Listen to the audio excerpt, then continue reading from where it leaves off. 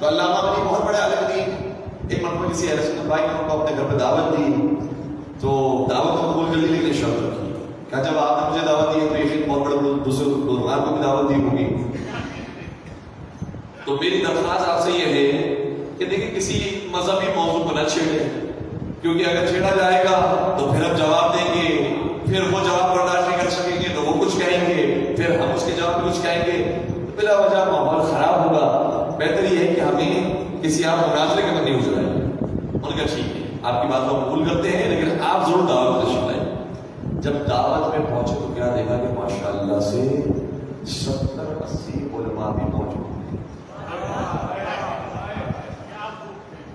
عجیب بات ہے، ہم نے کہا تھا کہ ہم کسی دینی موضوع پر بات نہیں کریں گے، آپ کی طرف بڑے بڑے علماء کو بات دیا، ابھی کیسے خاموش رہیں گے؟ اور دیکھیے بہت ضروری بات ہے، ہمارے معاشرے کے اعتبار سے ضروری ہے کہ اگر ہم آفس میں جاتے ہیں، بازار میں، مارکیٹ کے اندر ہیں تو ہمیں ضرورت نہیں ہے کہ بلا بلا کسی سے الجھیں۔ اگر کوئی سوال کرتا ہے تو اسے جواب بھی دیں، لیکن ماحول کو خراب کرنے کی ضرورت نہیں ہے، کوئی فساد برپا کرنے کی ضرورت نہیں ہے۔ ہم اپنے عقیدے کو استدلال کے ساتھ مانتے ہیں، اگر کسی کو لگتا ہے کہ ان کا عقیدہ بھی دلیلوں کے ساتھ ہے تو اپنے عقیدے پر قائم ہے، تو بحث کرنے کی ضرورت نہیں۔ جب یہ ماحول دیکھا تو انہوں نے کہا کہ میری شرط یاد رہا، کسی دینی موضوع پر بات نہیں کرنا۔ بالکل یاد ہے، سب نے کھانا کھایا، جب کھانا کھا لیا پیٹ میں کچھ چلا گیا اور رہا نہیں گیا، کہا کہ کیا ہی بہتر ہے کہ بڑے بڑے علماء موجود ہیں تو کوئی حدیث رسول سنا دیں۔ رسول اللہ کے اوپر تو سب کا اتفاق ہے، کوئی اختلافی شخصیت ہے نہیں، سب ایک حدیث سنا دیں۔ سب نے حدیث سنانا شروع کی اور ہوتے ہوتے آخر میں بعد علامہ نہیں بنائے۔ انہوں نے کہا کہ میں بھی حدیث رسول سناؤں گا، لیکن اس سے پہلے تم سے سوال کرتا ہوں کہ جس حدیث کو میں سنا رہا ہوں اسے تم صحیح مانتے ہو یا ضعیف مانتے ہو؟ تم سچی حدیث مانتے ہو یا جعلی یا جھوٹی حدیث مانتے ہو؟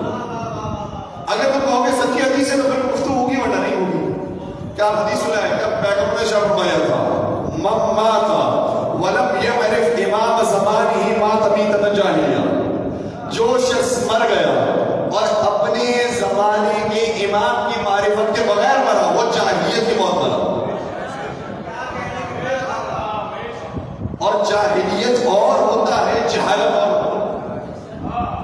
جاہلیت اور ہوتا ہے، جہالت اور ہوتا ہے۔ جہالت کا مطلب یہ کہ نادانی ہے، نہیں معلوم، اگر وہ امام پر نہیں پہچانتا کچھ نہیں ہے، یہ تو ہے کہ وہ جہالت رکھتا ہے، لیکن پیغمبر نے نہیں فرمایا کہ وہ جہالت کی موت مرا ہے، وہ جاہلیت کی موت مرا۔ جاہلیت کس زمانے کو کہا جاتا ہے؟ جاہلیت کہا جاتا ہے اسلام سے آنے سے پہلے کے زمانے کو، اور اسلام سے پہلے کچھ ہو یا نہ ہو کفر اور شرک ضرور ہوگا۔ تو جو جاہلیت کی موت مرے گا اس کا مطلب یہ ہوا کہ یا وہ کفر کی موت مر رہا ہے یا وہ شرک کی موت مر رہا ہے۔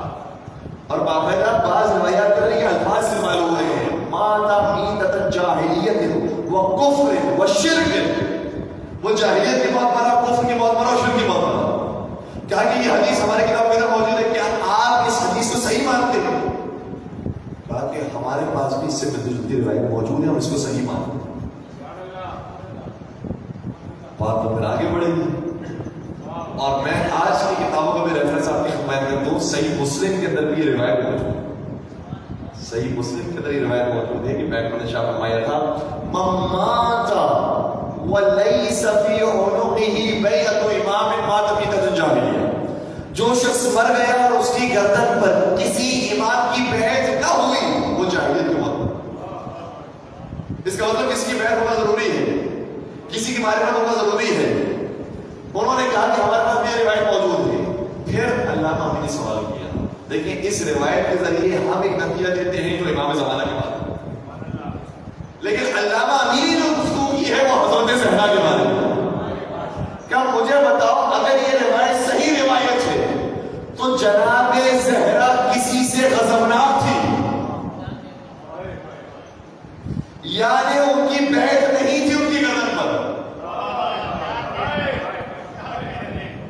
ان کو نہیں مانتی تھی، ان کی بیعت ان کی گردن پر نہیں تھی، ان کو نہیں پہچانتی تھی، ان کی معرفت نہیں رکھتی تھی، ان کو جانتی نہیں تھی، اور ان سے غضبناک حالت میں سمجھنے میں رخصت ہوئی۔ اور آپ کی روایت یہ کہہ رہی کہ اگر کوئی شخص امام کی معرفت یا امام کی بیعت کے بغیر مر جاؤ، جاہلیت کی موت مرتا ہے۔ بتاؤ سیدہ کائنات کی شہادت کے بارے میں تمہارا کیا نظریہ ہے؟ ان کی موت کیسی موت تھی؟ کیا کہنے کی ضرورت رکھتے ہو کہ نعوذ باللہ نعوذ باللہ نعوذ باللہ نعوذ باللہ؟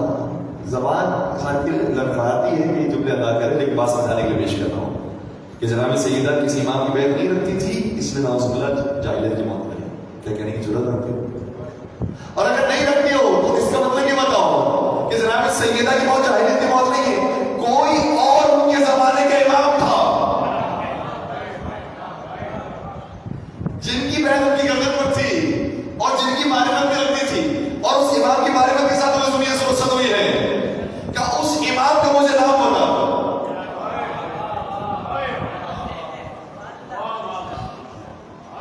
کہ جیسے میں نے یہ سوال رکھا، علماء اہل سنت اپنے سروں کو جھکا کر دروازے سے نکل گئے،